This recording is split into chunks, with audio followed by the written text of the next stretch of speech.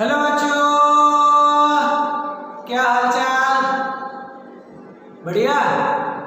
चलो, अब rotational motion से रिलेटेड हमने the relation between angular velocity and linear velocity कर दिया। Also we have discussed about the angular velocity, उसकी direction as well as the angular acceleration, है ना। We know the scalar relation. अगर हम उसको रिवाइज करें, then the scalar relation between angular velocity and linear velocity, that is we can say v is equal to omega r, and the vector relation, अगर हम vector relation बोल दें, then vector relation between them, v is equal to omega cross r. Okay, and we know that how to derive the direction of the velocity, that is perpendicularly to the ball, and as we encircle the fingers of right hand from omega to r, it gives the direction of the linear velocity. Okay, now also we have discussed how to know the direction of omega. Suppose this one is our disc, and suppose disc is rotating like this, and this is called its axis of rotation. Then encircle the right hand fingers in the direction of the rotation, मतलब इसका rotation कुछ इस direction में है, then right hand fingers उसकी direction में rotate करो, then thumb gives the direction of omega. And also we know that for the angular acceleration and angular velocity, both are in same direction, and we know the relation between them. Alpha is equal to d omega upon dt.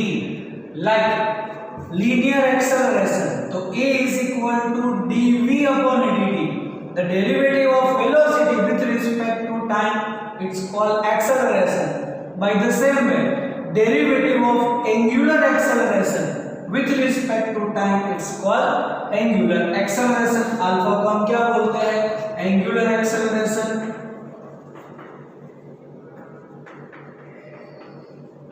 Then angular acceleration alpha is d omega upon dt, and direction of the alpha and direction of omega same. मतलब जिस direction में कोई भी rigid body अगर rotate करे, then encircle the right hand fingers in the direction of rotation. Thumb gives the direction of omega as well as alpha. यहाँ तक हमने कर दिया, ओके, जिसमें ये रिलेशन हमारे लिए इंपॉर्टेंट है। अब यहाँ पर एक नई चीज हमें करनी है, टॉर्क। इसको दूसरे वर्ड में हम बोल सकते हैं मोमेंट ऑफ फोर्स।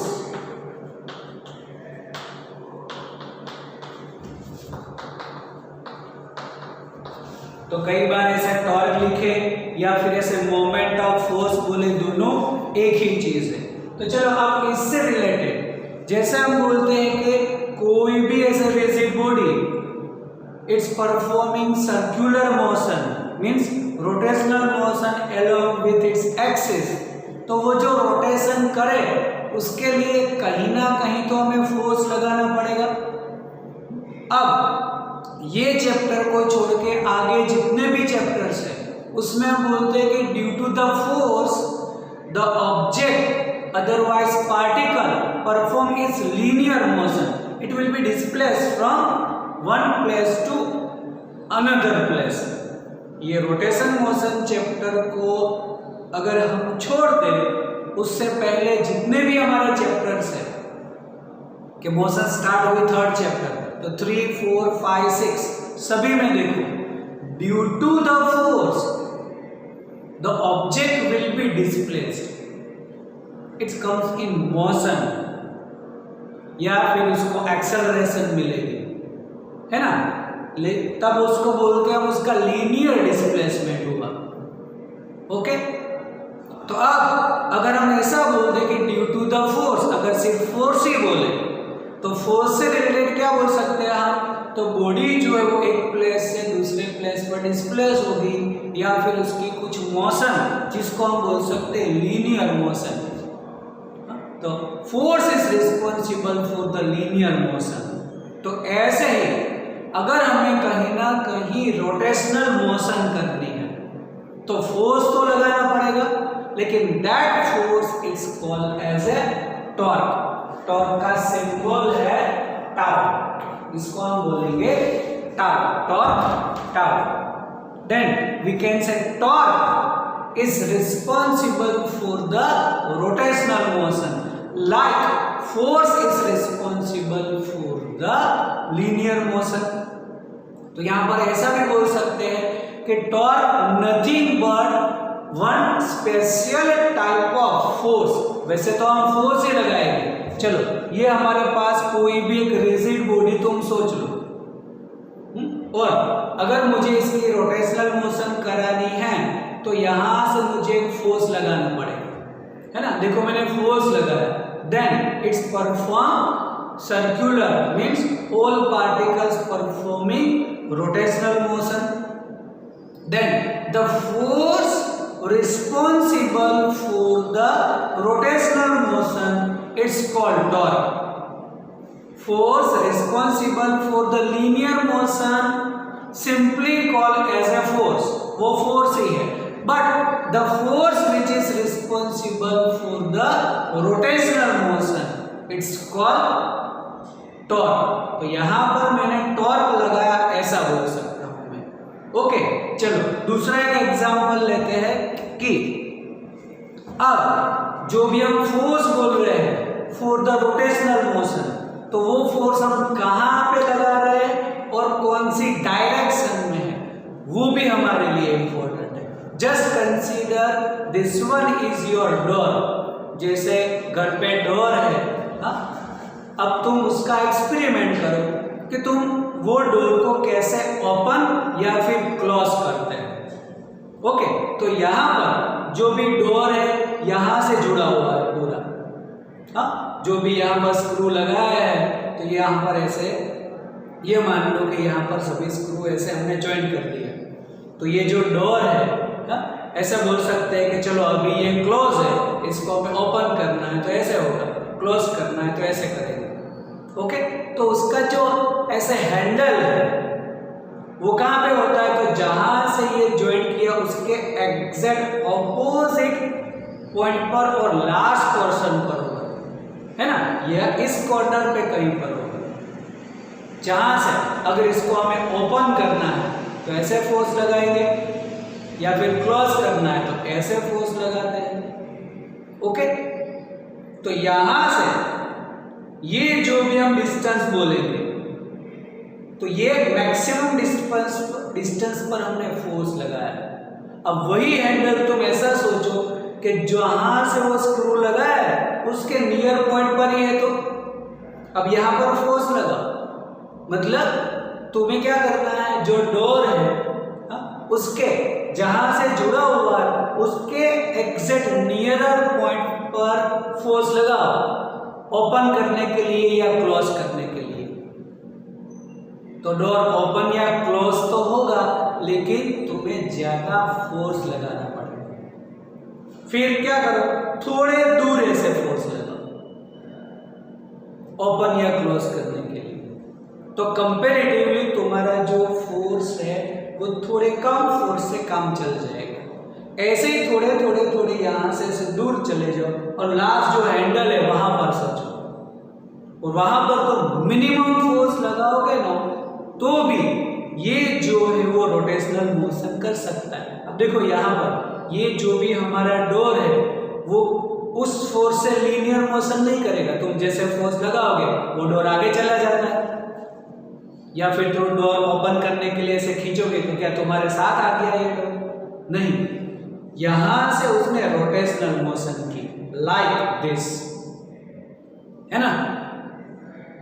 तो इसकी पूरी रोटेशनल मोशन नहीं है, डोर जो है पूरा ऐसे रोटेशन नहीं करता, लेकिन जितना करता है 90 डिग्री पर या 180 डिग्री पर इतना तो करेगा।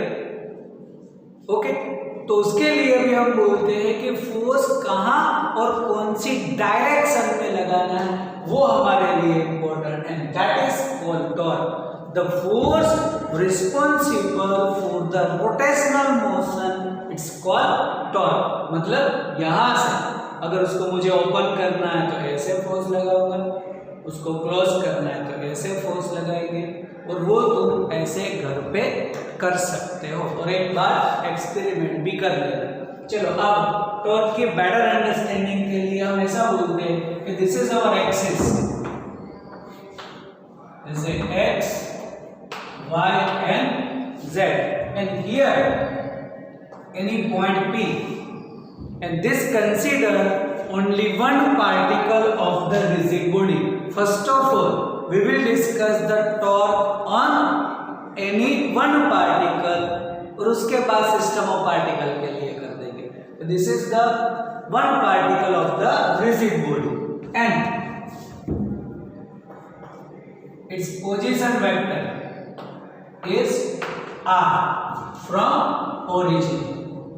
Now for rotational motion of the rigid body, otherwise for the single particle, suppose I am applying the force in this direction, ये कोई भी एक फोर्स मैंने लगा दिया, कोई भी एक डायरेक्शन में लगा दो, चलो थोड़ा सा ऐसे इस डायरेक्शन में बोल देता हूं, कोई भी डायरेक्शन में हमने बोल दिया कि force F is applied on the particle P. Then how can we think about the angle between them? तो एंगल के लिए हम क्या बोलते हैं कि दोनों की एज ए टेल जो है वो एक पोजीशन पे होनी चाहिए, है ना।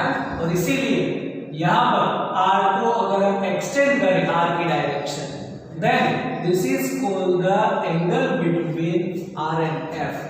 समझ में आ रहा है? जैसे हमने बोला था कि ये कोई भी हमारा वेक्टर A, यहाँ कोई भी ऐसे vector B, then this is not the angle between A and B.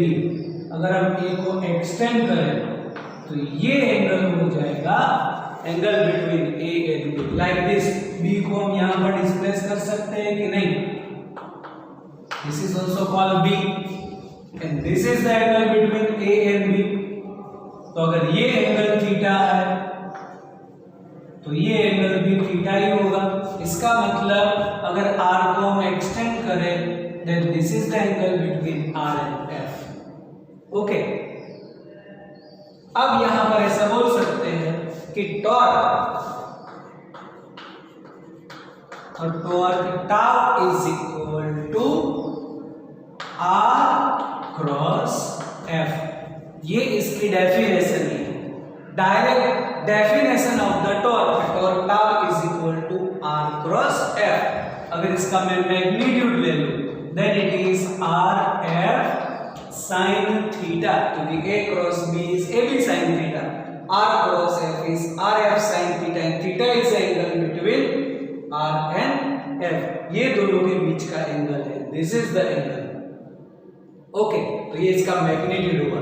देखो टॉर्क का जो भी ऐसे रिलेशन है इसका कोई डेरिवेशन नहीं है, इसको तुम्हें डायरेक्ट ही लेना है कि टॉर्क की डेफिनेशन इटसेल्फ कि torque tau is equal to R cross F, magnitude is RF sin theta. अब यही इक्वेशन को मैं ऐसे लिख सकता हूं कि R sin theta into F। एक बार हमने इसका मैग्नीट्यूड ले लिया फिर तो हम उसको आगे पीछे लिख सकते हैं, then it is R sin theta into F। Okay, अब ऐसा एक काम करो कि ये जो फोर्स है उसकी लाइन ऑफ एक्शन हम एक्सटेंड कर देते हैं, मतलब this is called line of action of force. ये जो भी है मैंने इसको एक्सटेंड, फोर्स की डायरेक्शन को एक्सटेंड की, this is called line of action of force.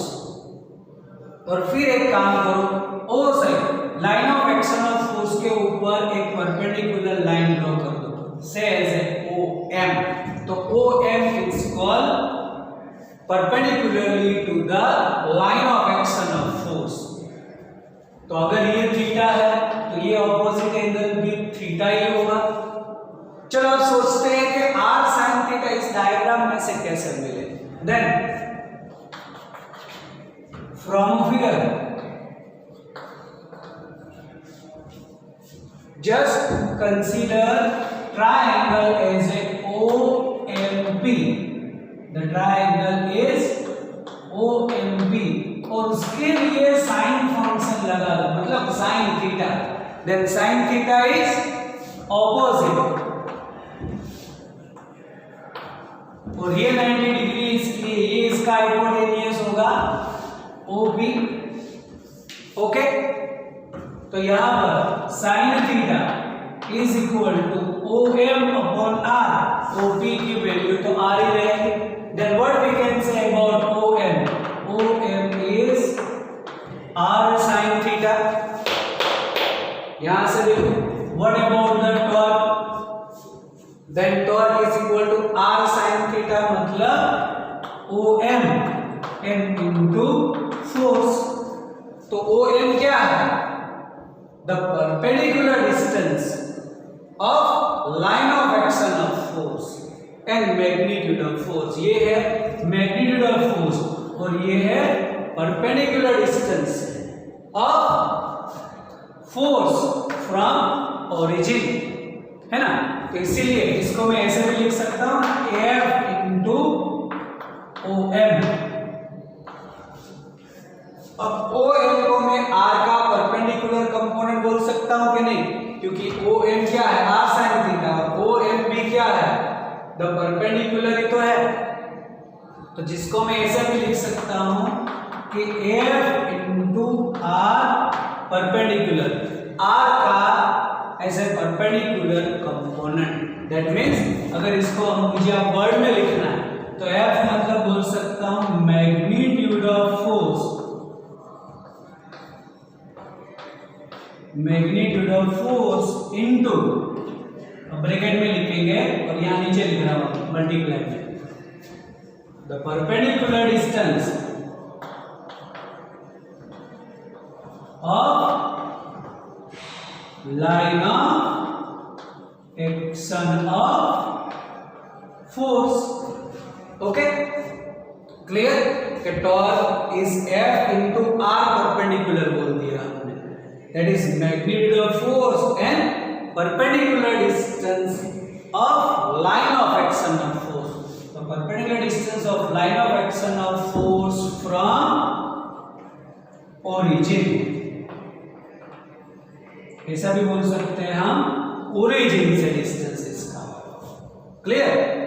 फिर से अगर हम बोलेंगे टॉर्क, ये तो तुम्हें डायरेक्ट याद ही रखना है, torque means R cross F, magnitude R F sin theta, जिसको R sin थीटा इनटू अगर हम F लिखे तो ट्रायंगल से हमें sin थीटा या OM R sin थीटा मिलेगा।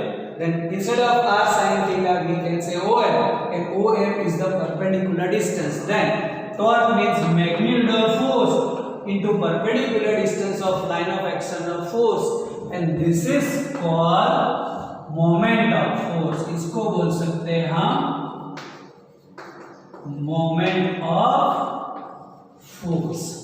ओके, आए समझ में? चलो अब torque is a vector quantity, तो उसकी भी डायरेक्शन, तो डायरेक्शन के लिए क्या करेंगे? We will rotate our fingers in the direction of R to F। तो R देखो ऐसे है इस डायरेक्शन में और F यहाँ पे R से F। If we rotate the fingers, right hand fingers from R to F, then thumb gives the direction of torque। मतलब यहाँ पर टॉर्क जो है वो ऐसे आउटवर्ड डायरेक्शन में होगा। अब इसका unit, what is the unit of the torque? क्या होगा? यूनिट ऑफ टॉर्क, तो टॉर्क की फॉर्मूला है R cross F, R F sin theta. इसका तो कोई यूनिट है नहीं, R एंड F बस। F का है न्यूटन और ये मीटर, मतलब unit of torque is newton into metre. तो अब अगर हम यूनिट करें तो उसका डायमेंशन फॉर्मूला भी कर सकते हैं, है ना। अब डायमेंशन फॉर्मूला करने जाए तो न्यूटन इनटू मीटर याद करो, ये तो वर्क का भी हो गया। वर्क मतलब force into displacement, it is similar, then we can say it is similar to the work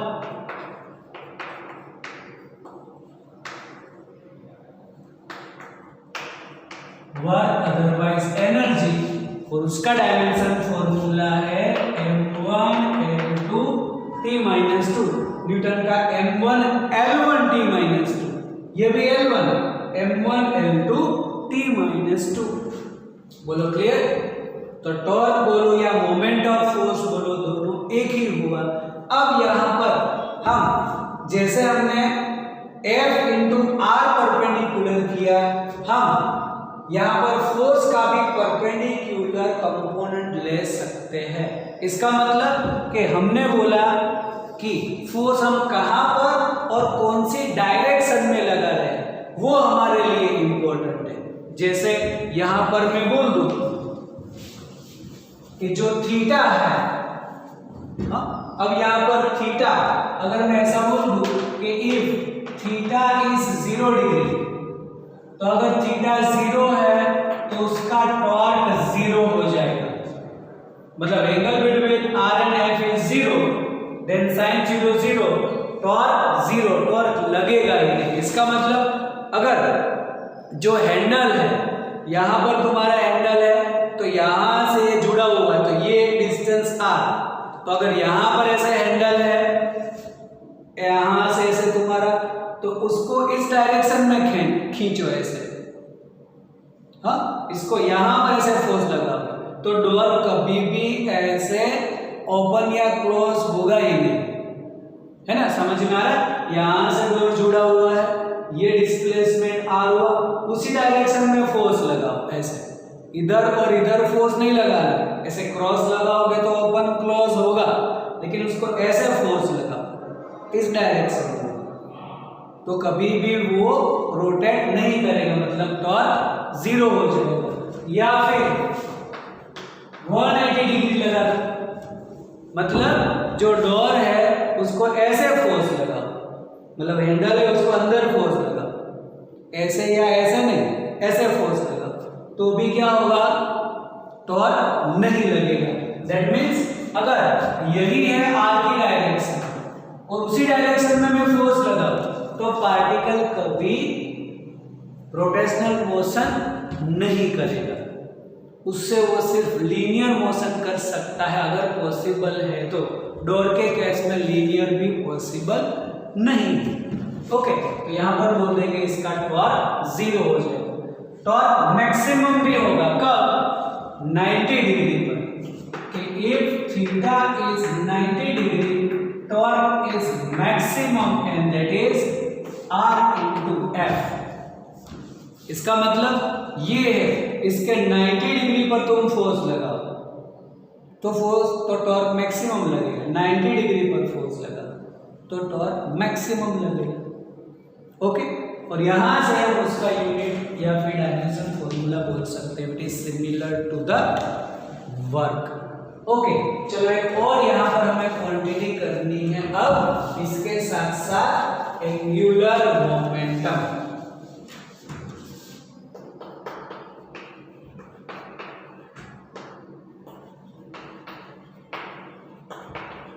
Angular momentum denoted as L, and this is also vector quantity। तो एंगुलर मोमेंटम के लिए भी कुछ यहां पर ऐसा हम कंसीडर करें,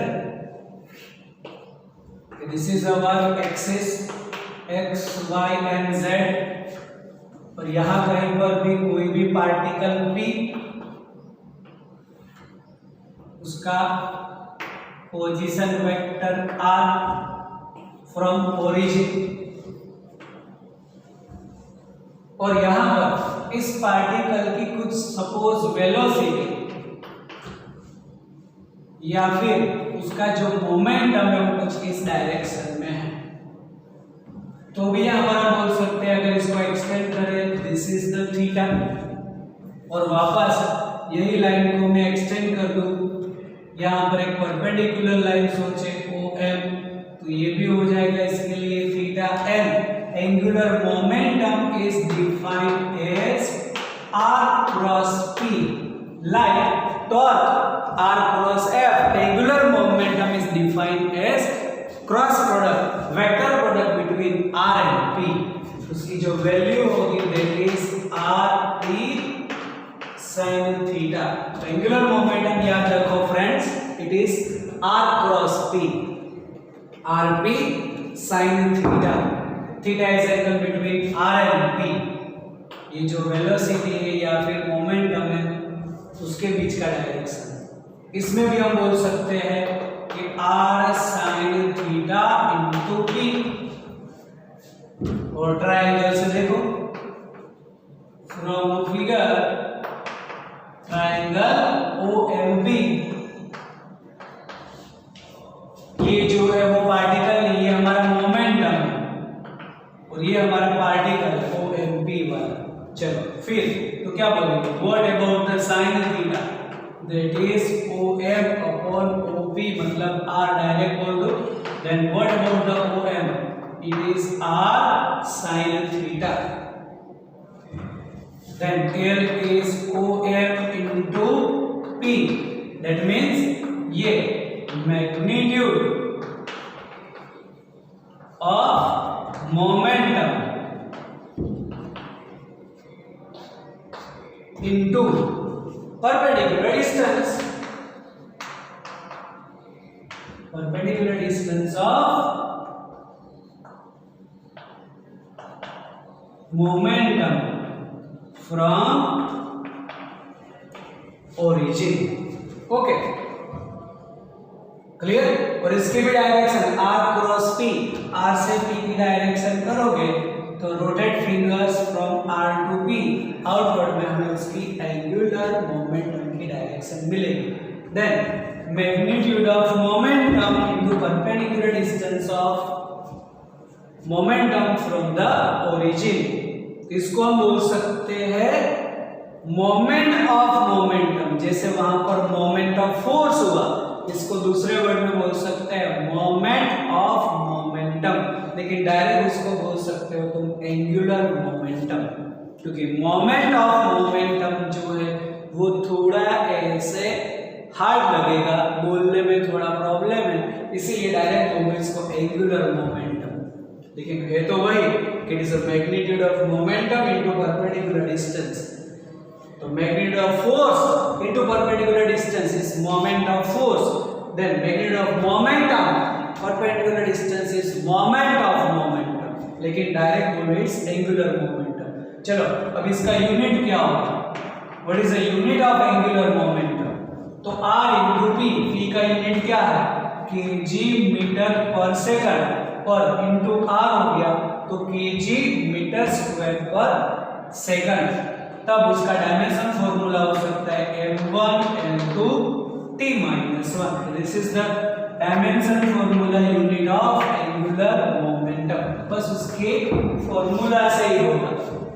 चलो इसमें एक और बोल देते हैं, if theta is 0 otherwise 180 degree, तो क्या होगा, एंगुलर मोमेंटम 0 हो जाएगा, साइन 0 0, साइन 180 डिग्री आल्सो 0, और मैक्सिमम कब होगा, तो क्या whenever theta is 90 degree angular momentum is maximum and that is equal to r into p। Okay, तो ये हमारा हो गया एंगुलर मोमेंटम मैक्सिमम कितना होगा, rp जितना, क्योंकि साइन 90 तो 1 हो जाएगा। ओके, चलो अब यहाँ पर इसी एंगुलर मोमेंटम से हमें एक और रिलेशन लेना है।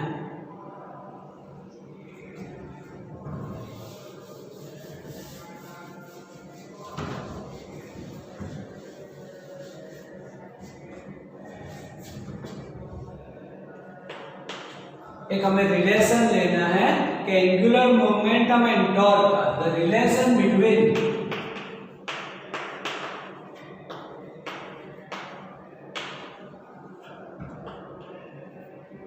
Torque and angular momentum. तो चलो एंगुलर मोमेंटम से स्टार्ट करते हैं कि angular momentum L is equal to R cross P। Okay, चलो अब यहां पर इसका with respect to time differentiation लेते हैं।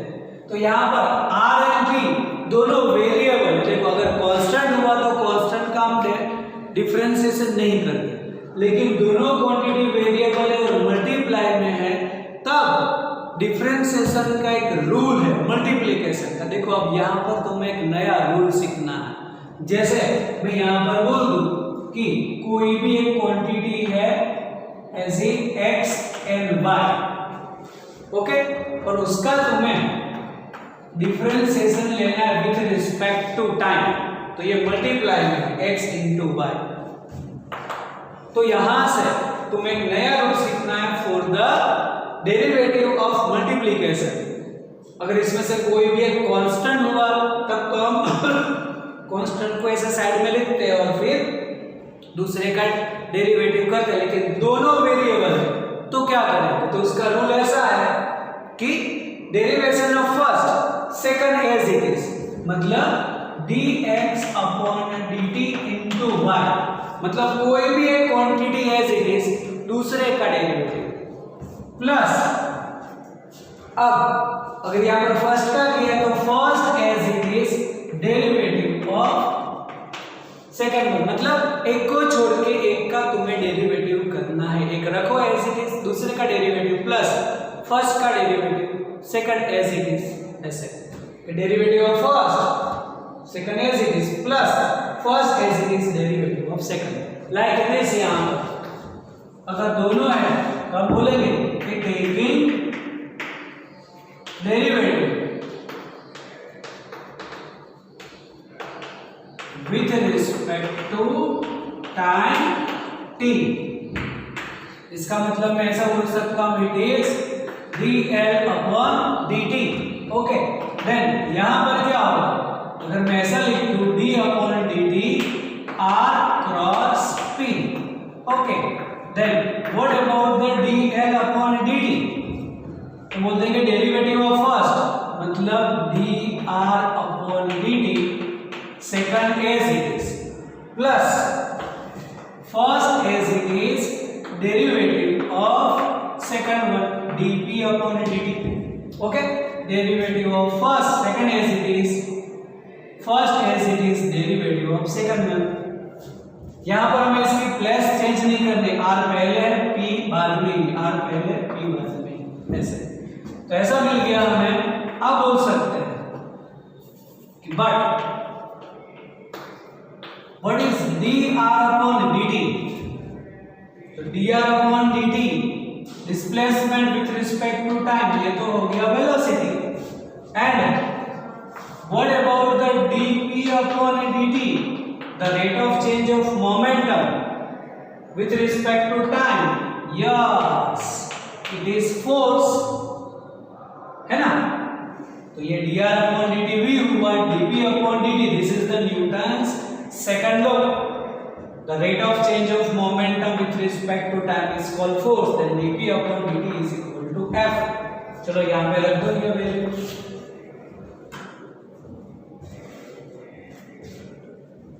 तो ये है dl upon dt is equal to dr upon dt is v cross p plus r cross f। Clear? dr upon dt v हुआ और dp upon dt is f। चलो यहां पर देखो v and p, what is the angle between v and p? Velocity and momentum तो दोनों same direction में है, मतलब यहां पर बोल सकते हैं हम v is parallel to the p। अगर पैरेलल है तो उसका क्रॉस प्रोडक्ट तो जीरो होता है, इसका मतलब v क्रॉस p होगा वो तो जीरो होगा, because angle between them is zero and sine zero zero हो जाएगा, then v cross p is zero. तो क्या होगा? dl upon dt is r cross f। Just remember what is r cross is the torque, tau. तो क्या होगा, dl/dt is tau, therefore और tau is equal to dl/dt, that means the derivative of angular momentum with respect to time, it's called torque. This is the relation between angular momentum and the torque. Okay, like this momentum, the linear momentum बोले तो derivative of linear momentum with respect to time, it's called force. F is equal to dp by dt. Like angular momentum का derivative with respect to time is called torque. तो देखो दोनों quantity वैसे same to same ही है। Force responsible for the linear, torque responsible for the angular. तो angular momentum with respect to time torque, linear momentum with respect to time is called force. That's why this is also, we can say, it is another form of the Newton's second law. ये Newton second law का ही form है, another form of Newton's second law। जैसे ये है F is dp by dt, तो वहां पर linear momentum है, एंड टॉर्क dl/dt, ये एंगुलर मोमेंटम। और इसीलिए हम बोलते हैं कि जो भी फोर्स रोटेशनल मोशन के लिए रिस्पॉन्सिबल है, दैट इज द टॉर्क। तो टॉर्क से एंगुलर रोटेशन मिलेगा, फोर्स से लीनियर मिलेगा। ओके, तो यहां तक तुम्हें पहले कर देना है। ये हमने किया for the single particle, means rigid body के सिंगल पार्टिकल के ऊपर torque and linear momentum and the relation between angular momentum and torque. Okay, अब इसे में हम सिस्टम ऑफ पार्टिकल्स के लिए आगे करेंगे।